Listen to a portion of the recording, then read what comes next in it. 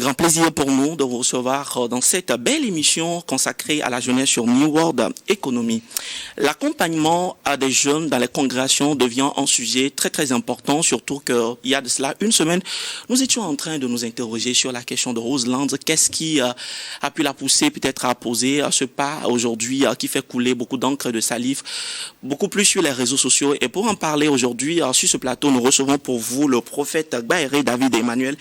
Il est donc le responsable de l'église évangélique Antioche International. Un grand plaisir pour nous de vous recevoir sur ce plateau. Prophète, comment vous allez? Très bien, par la grâce de Dieu, le plaisir est partagé. Super. Alors, cette émission se fera également avec Apéfa Pélagie, mes conseillers du jour. Un grand plaisir pour nous d'être avec vous. Apéfa, ça va? Ça va, super bien. J'avoue que tes lunettes me parlent tellement aujourd'hui. Comme toujours, la dame aux lunettes. C'est surtout quand je veux être gentille sur le plateau que je mets les lunettes. On espère. Ouais. Alors, Pélagie, ça va? Oui, je vais super bien. Ta veste là me parle tellement. Une veste rose. Alors, on va finir l'émission et on reviendra sur cette question de veste, la source, l'origine. Rose encore, hein? Ouais. Rose encore. Ah bah, je te dis, c'est qu'elle est amoureuse. C'est tout. On en parlera tout à l'heure. On en parlera tout à l'heure. Alors, prophète, la toute première question pour vous sur ce plateau. Certaines personnes viennent vers nous, surtout les jeunes, des églises, et qui nous disent qu'on est fatigué. On est fatigué parce qu'on estime qu'on est trop coincé, on est placardé à des murs de l'église, on ne nous laisse pas la liberté de nous exprimer comme bon nous semble. Et d'aucuns, avec cette affaire de Roseland, sont allés jusqu'à dire que cette affaire du sexe après le mariage là est obsolète et doit être jetée dans les poubelles quelque part. Qu'est-ce que vous en dites? Waouh, c'est à la limite touchant, parce que je pense qu'en tant qu'autorité, nous devons écouter nos sujets. Je pense que celui qui veut bien diriger doit écouter ce qu'il a en face de lui dans le but de savoir que faire. Mais je pense que le problème n'est pas le sexe avant ou après le mariage. Et le fait de légaliser le sexe avant le mariage va encore créer beaucoup de désordre. Okay. Parce que pour moi, le problème de tout ça, c'est le sexe avant le mariage. Voyez-vous une femme qui a, excusez-moi, a eu déjà plus de 2-3 relations. Quand elle se marie, elle pourrait être insatisfaite. Parce qu'elle a peut-être rencontré celui qui avait un moins, un long, un court. Elle rencontre un homme qui s'est préservé toute sa vie dans le jeûne et la prière à l'église, qui a un petit truc qui fait 2 minutes. Pourquoi voilà. Lui aussi, pourquoi il va avoir un petit truc qui va faire 2 minutes? C'est pas ça. Dieu donne à chacun selon sa capacité. Et tout le monde n'est pas clair, tout le monde n'est pas noir, donc tout le monde au niveau du phallus n'aura pas la même forme. Dans tous les cas, si la femme s'était conservée, qu'elle était vierge, elle serait satisfaite, elle allait penser que voici l'idéal, mais comme elle a parcouru peut-être la moitié de la ville, elle serait insatisfaite. Et le fait de légaliser le sexe avant le mariage ne règle rien. Elle peut sortir avec toi aujourd'hui, elle couche avec toi, mais elle est un autre gars qu'elle va voir 16 heures. Donc tout ce qu'ils sont en train de dire, c'est un faux problème. Il faut qu'on parte en profondeur, et nous sommes là pour ça. Et nous sommes là pour ça. Hein. Je vous attaque avec la seconde question en même temps. Alors, il y a nous allons faire un coucou à lui du côté de la Côte d'Ivoire. Je ne vais pas forcément le nommer, qui a l'habitude de dire on ne peut pas payer une chaussure sans l'avoir testée.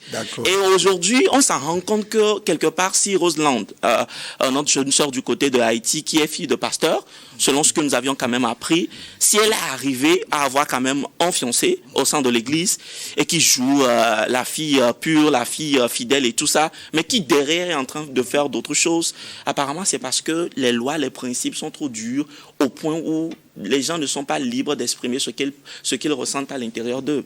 Pour être vrai, il faut dire que personne ne respecte les lois. Chacun respecte les lois qu'il veut. Okay. Pour être honnête, personne n'écoute un pasteur. Chacun écoute ce qu'il veut dans ce que le pasteur dit. Parce qu'il y a des églises où on dit on ne fait pas ça. Les mêmes fiancés là, qui devant vous ne font rien, se cachent pour aller faire ça. Un jeune n'apprend rien de nouveau à personne. Donc c'est pour dire que c'est au nom des lois que la fille est partie dehors, c'est faux. C'est pas au nom des lois. C'est au nom d'une autre chose. En fait, chacun de nous a ce qu'il est en lui. Chacun de nous a ses pulsions, a ses délits, peu importe qui tu sois. Donc peut-être que ça faisait partie de ses habitudes. Et j'aimerais toucher un point ici. Peut-être que ça fait partie de ses habitudes. Ah bien sûr, parce qu'il y a des filles, excusez-moi, depuis l'âge de 8 ans, 9 ans, à se masturber dans la chambre. Personne ne sait. Fille de pasteur, hein? C'est vers là-bas que je voulais aller. Fille de pasteur, comme fille d'un lambda, c'est une être humaine. Arrêtons un peu à faire. Il n'y a pas de affaire de pasteur. Je suis un pasteur, mais je suis un homme. Et puis je suis pasteur, mais je ne suis pas né au ciel, je suis né avec toi ici à table. Donc on a aussi le même sens. Il ne faut pas que les gens mélangent pasteur ou pas pasteur. Tant qu'il est un humain, il a ce que tu as là. fille de pasteur ou pas. Elle aussi, c'est donc laisser un peu les enfants des pasteurs vivre leur vie. On dit beaucoup d'enfants des pasteurs, au nom de ça, se cachent. Oh, l'enfant même du diacre pêche, on ne dit rien. C'est l'enfant du pasteur, on parle. La Bible a dit que Jésus a vu une femme qui a péché. Il dit que celui qui n'a jamais péché la lapide. Avant de parler des filles du pasteur ou filles d'apôtre, toi-même qui parles, as-tu déjà péché? Oui, tais-toi. Pardonne-la. Avançons. Deux pécheurs ne doivent pas se lapider. C'est comme un voleur qui pousse un voleur. Finalement, ok, je vous attends, vous deux. On va où? La prison, vous deux, vous fermez. On va pas parler donc du niveau de la dimension de ce péché-là. Quand on voit ce qu'elle a pu présenter sur les réseaux, ça étonne. On dirait en réalité qu'elle est experte dans son domaine. Mais on va pas rentrer dans ces détails. Alors, avant de laisser la parole à Pélagie ou à Péfa sur ce plateau, l'autre question que j'aimerais aujourd'hui poser, c'est que quand deux personnes dans l'église aujourd'hui, deux jeunes, commencent par se manifester des sentiments et tout, pourquoi est-ce qu'on a l'impression que ces personnes même ont peur de pouvoir dire qu'elles sont vraiment, qu'elles ressentent les choses les uns pour les autres, de peur que après on leur dit ne vous fréquentez pas, ne vous voyez pas, la Bible a dit ceci, le Seigneur a dit cela, le Saint-Esprit est au milieu de vous et tout ça. Mais finalement, pasteur, on va se retrouver avec des jeunes qui font du n'importe quoi. Bien sûr, bien sûr. Moi, je pense que dans ce cadre-là, le problème, c'est les jeunes eux-mêmes. Ah bon? Oui. Le problème, c'est les jeunes? Pourquoi? Parce que beaucoup de jeunes, excusez-moi, sont irresponsables. Je vais m'exprimer et elles auront le soin de rebondir. On est là pour ça. D'accord. Le problème, c'est les jeunes. Pourquoi? Moi, j'estime qu'un jeune... Vous traitez les jeunes dans l'émission Éco-Jeunes, de la plupart des temps, d'irresponsables. Je suis jeune, donc je vais les faire comprendre pourquoi ils sont irresponsables. Parce que le premier péché de l'homme, c'est l'irresponsabilité. Ce n'était pas le fait d'avoir mangé le fruit. Quand Dieu a demandé où êtes-vous, il devait dire on a mangé. C'est pas la femme que tu m'as donnée. C'est pourquoi la Bible dit c'est celui qui confesse ses péchés. Moi, quand je pêche, je n'aurais pas honte de venir vous dire j'ai péché. Tu parles mal de moi, c'est ta vie. Mais devant Dieu, je suis quitte. C'est ça que je parle d'irresponsabilité. Un jeune, vous voyez une belle femme comme celle qui est en rose ou même celle qui est en blanc ici, vous l'aimez. Mais il n'y a pas de honte. Vous allez voir votre pasteur en tant que responsable. C'est ça, irresponsable. C'est pas celui qui est derrière la clôture de maman et papa. C'est celui qui peut frapper la porte. Maman, je veux voir à Péfa. Même le papa, il dit, c'est qui cet enfant? Il sent une responsabilité.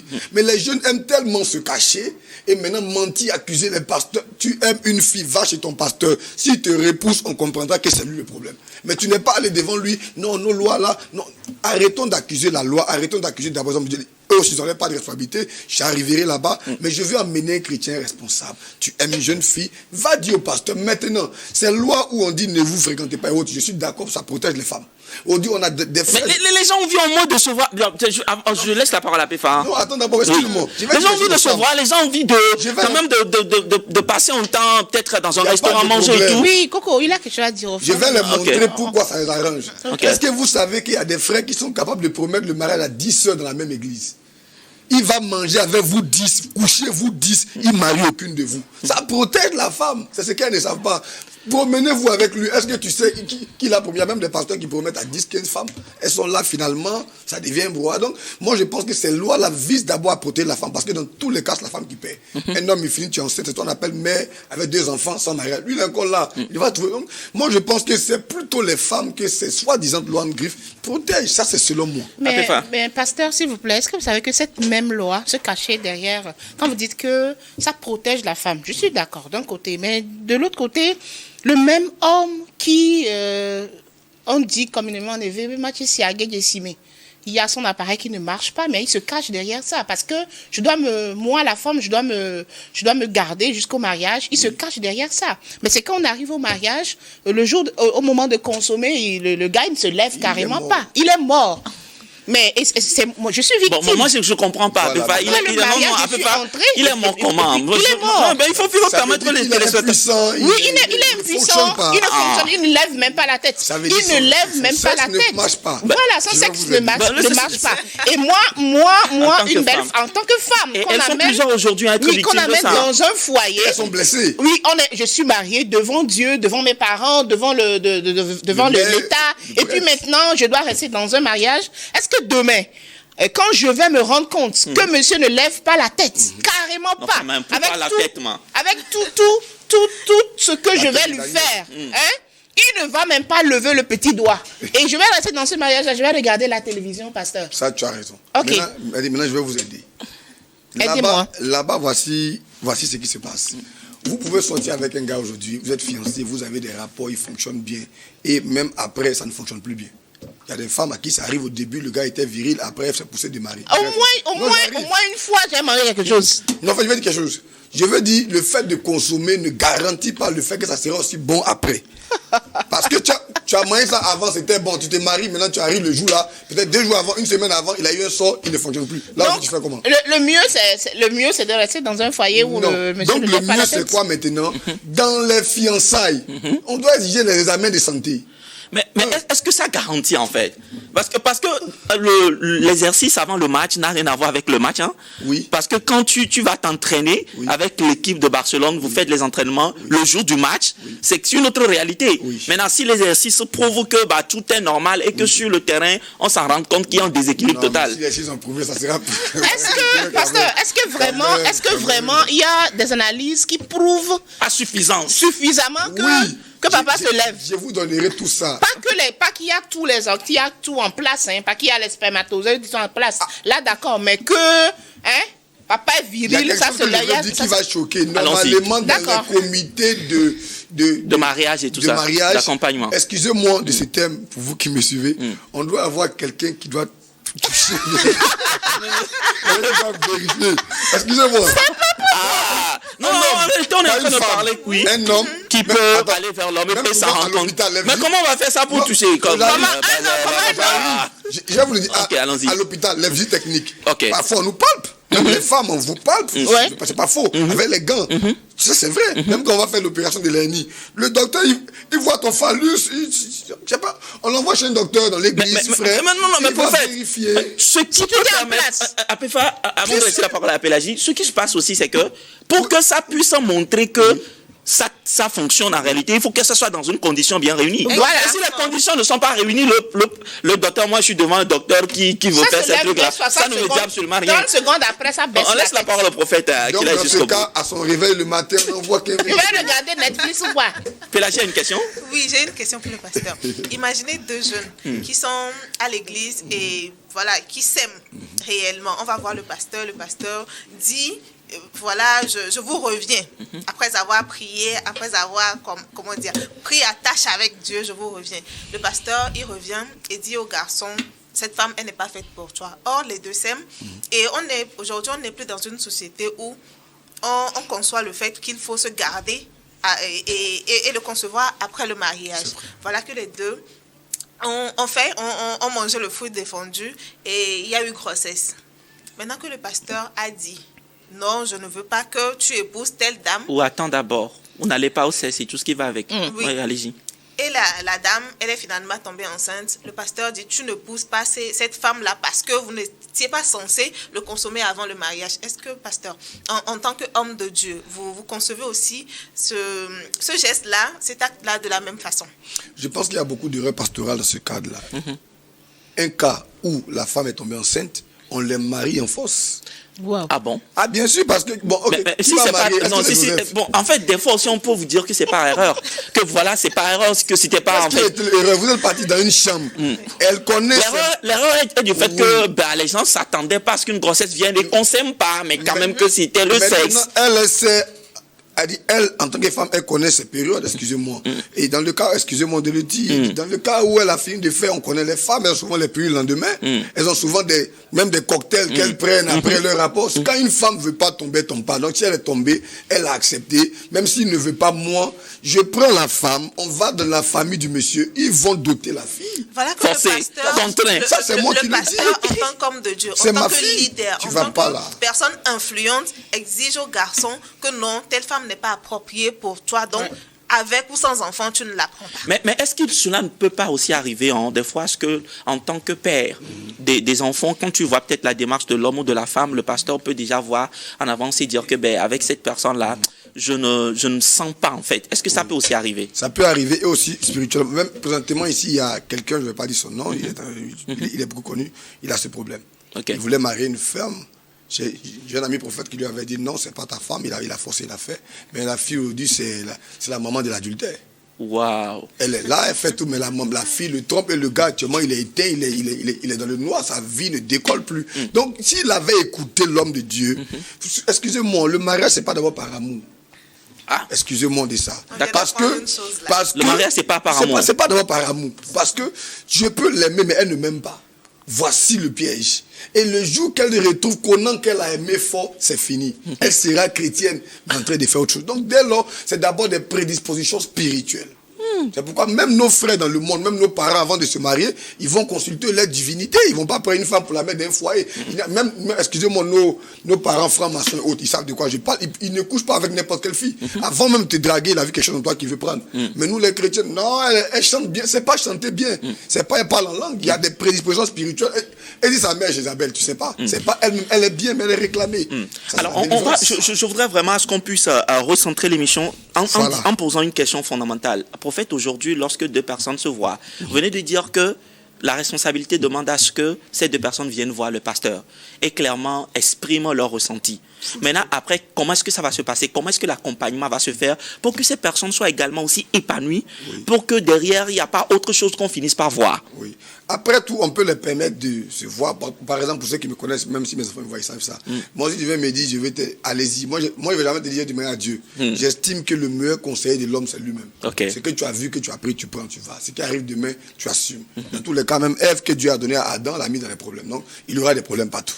Donc, tu assumes. On vous laisse épanouir, mais on vous fait comprendre que Salomon a dit à travers Ecclésias 12, verset 1, jeune homme, réjouis-toi, livre ton cœur, mais sachez vos limites. Sachez ce que vous devez faire, ce que vous ne devez pas faire. Vous n'allez pas les suivre. Il n'y aura pas des gens qui vont les suivre. On ne doit pas se voir à la maison et tout ça. Il y a quand même un comité qu'on met. Mais moi, j'aime pas trop le fait de être derrière le dos des gens. Mon frère, dans ce monde, on ne peut plus suivre quelqu'un. À minute, tu dors, tu ne sais pas où ils seront là-bas. Donc, arrêtez de... Dites-leur des choses et par leur conscience, leur sens de responsabilité, ils sauront que faire. Suivre les gens n'est pas la solution. Tu vas aller les suivre, les prendre. Un jour, ils vont sortir dans ton dos pour aller faire des choses. Donc, sachez juste les mettre les choses. C'est ce que je pense. Moi, j'ai une question pour le pasteur. Allez-y. J'étais choquée d'un leader qui m'a dit en février, le 14 février, qui est la fête... Dans la Saint-Valentin. La Saint-Valentin. Et ce leader, ils ont organisé, ils ont publié une affiche, ils ont organisé une petite soirée pour les jeunes, une soirée de prière pour les jeunes. Et quand j'ai poussé ma curiosité, il m'a dit que c'est pour empêcher les jeunes d'aller faire de n'importe quoi qu'ils ont organisé. Ils ont organisé cet événement-là pour les caser. Alors, ma question à vous, c'est que pour les jeunes chrétiens, le jeune chrétien n'a pas droit au divertissement. Le jeune chrétien n'a pas le droit de sortir avec peut-être sa fiancée ou bien sa copine pour aller dans un bar, dans une crèmerie, pour aller discuter. On n'a pas le droit. Le jeune chrétien a pleinement le droit de jouir de sa vie tous les jours. Même au samedi, il peut s'amuser. Mais seulement il doit connaître les limites. Là où? Parce que même le Togo a des limites, donc tu dois savoir. même le Togo a des limites. Alors, qu'est-ce qu'on fait lorsque on se retrouve dans une situation où, par exemple, c'est une situation de grossesse et tout à l'église. Et pasteur, aujourd'hui, on s'en rend compte que cette question ou ce problème fait que certaines personnes quittent l'église quand ces situations arrivent, peut-être par honte, peut-être du fait qu'il a été ou il a été ouvrier ou il est ouvrier dans l'église, se dit que comment est-ce que ça va se passer? On va me lapider dans l'église, tout le monde va se moquer de moi et tout.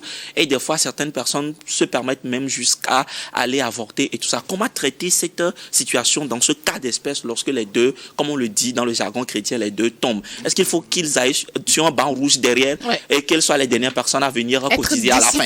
Disciplinées. Comment gérer cette situation? Je l'avais dit tantôt que dans le cas de la sœur Roselaine, qu'elle soit enfant de pasteur ou pas, nous sommes tous des pécheurs. Pour moi, le banc rouge ou le banc noir n'a pas le droit d'exister. Mais on doit normalement discipliner pour donner des conseils aux autres. Non, j'arrive. La discipline n'est pas dans la répression. Okay. C'est ce qu'on doit comprendre. Excusez-moi, on dit beaucoup partent en prison, ils ressortent plus meurtriers, bandits qu'avant. D'autres, même quand ils viennent, ils sortent, ils viennent encore voler pour retourner. Donc la répression n'est pas la discipline. Okay. La discipline, pour moi, c'est une prise de conscience. Tu peux beau me parler, me réprimer, ce que je veux faire là. Je me cacherai pour faire, ou bien je vais, comme tu as dit, quitter l'église, aller dans une autre église, on ne me connaît pas, et puis prendre encore d'autres soeurs m'amuser. Donc je pense que le mieux, nous devons faire preuve d'amour. Pour moi, le christianisme, c'est la base, c'est l'amour. Mon frère a péché, ma soeur a péché. On ne doit pas la stigmatiser. Au contraire, tu la prends, viens dans mes bras, que Dieu te fortifie. Tu es enceinte, tu portes un saint enfant qui va peut-être sauver des gens. N'avorte pas. Parce qu'aujourd'hui, excusez-moi, Jésus, on ne sait pas. On ne sait pas, parce que... Ok. excusez-moi, Mais d'autres dans la jeunes vont se deuxième dire que ici. si le pasteur va me prendre entre ses bras parce que j'ai couché avec une autre personne, Donc, tout ça le me monde donne va- le privilège tout de le monde pouvoir le le fait. faire, Non, en fait. ça ne doit pas peut-être aller faire, mais le problème de comprendre que si tu es tombé, il y a un Dieu pour pour ceux qui sont tombés Ça marche. et pour te relever. Ok. Pas pour vous dire péché, mais pour vous dire non. Parce que quand on ne fait pas ça, c'est ce que ça donne. Hein. D'autres se cachent pour aller à voter, d'autres quittent l'église, d'autres même, il y a même des églises où tout le monde en parle et la personne est tellement, il y a tellement honte et ce n'est pas bien de la société. Donc moi j'estime que tout ce qui se passe, prenons-le avec amour. Disons-nous, et si c'était moi, ça peut arriver à tout le monde. C'est vrai que c'est injuste, mais ça peut être moi, mais le pasteur qui est aussi couché avec une fille et qui l'a enceinté. Donc excusez-moi, quand vous comprenez la vie, pas seulement du point de vue biblique, mais du point de vue sociologique, sociétal, il y a des choses dans lesquelles vous n'allez pas rentrer en termes de jugement et autres. Pélagie. Oui, je suis éblouie, en tout cas par la sagesse dont fait preuve le pasteur ici sur Merci. ce plateau. Mais une question me taraude. Aujourd'hui, nous les jeunes, surtout avec les lois de ce que dit la Bible, ce que disent les pasteurs, on est amenés à jouer l'hypocrisie à l'église. C'est-à-dire que voilà, moi, demain matin, le dimanche, je tombe à l'église et à 14h, je suis déjà quelque part en train de vivre une vie qui n'est pas digne d'un enfant de Dieu, d'un enfant chrétien.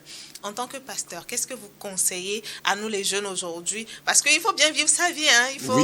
Il faut que nous soyons...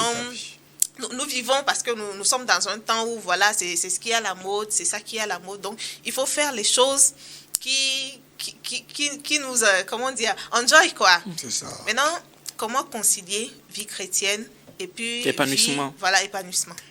Moi, je pense que c'est encore très simple d'ailleurs. Le chrétien a le droit d'être épanoui. Pour moi, ça, je le répète. Maintenant, je reviens à tout ce que j'ai dit depuis le début. Chacun doit faire preuve de responsabilité et de maturité dans ce qu'il fait. Par exemple, elle a dit quelque chose, une vie qui ne glorifie pas Dieu. Mais c'est quelle vie qui ne glorifie pas Dieu? Par exemple, excusez-moi, ici en direct, beaucoup de pasteurs ne m'aimeront pas peut-être, ou bien des chrétiens ne seront pas d'accord avec ce que je dis. Je dis ce que je pense et j'assume ce que je pense. Un chrétien a le droit de prendre une bouteille de vin, de prendre une bouteille de bière, de boire. Ça, c'est pas une abomination encore. Ah bon? Excusez-moi. Non, Est-ce que c'est pourquoi je dis... c'est pas un scandale. On va y aller. Allons-y. Je vais aller terre à terre. Ok, allons-y. Parce que, excusez-moi, je suis venu révolutionner l'évangile. Je n'ai pas encore commencé, j'arrive. Ce qu'il y a dans ma tête, les gens ne savent pas.